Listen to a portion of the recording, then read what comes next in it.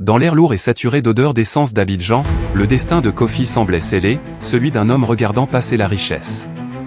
Un jour, le vrombissement d'un V8 de luxe déchira le bruit ambiant. C'était Malik, l'ami d'enfance, devenu riche en un clin d'œil, qui venait lui offrir un pacte.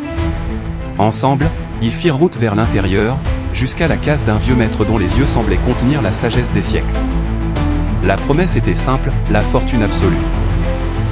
Mais la condition était un test de discipline, ne jamais, au grand jamais, récupérer la monnaie, le changement, après un achat. C'était la part du destin, la miette qu'il fallait ignorer pour mériter l'abondance. Kofi jura de s'y tenir. De retour à la ville, le succès fut immédiat, écrasant. Sa petite affaire de quincaillerie se transforma en empire. Chaque franc investi en rapportait cent. Les gens le prenaient pour un fou généreux, car à chaque transaction, Kofi laissait les petites coupures et les pièces sur le comptoir.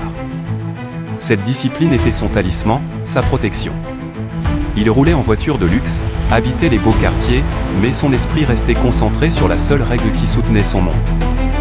Il était invincible tant qu'il ignorait la petite monnaie. Mais l'oubli est le piège de l'orgueil.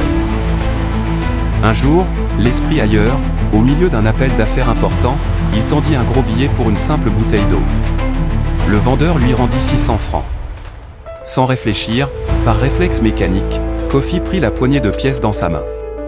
Systématiquement, le riche homme en costume se transforma en une bête hurlante de confusion, un misérable chien errant, nu et effrayé.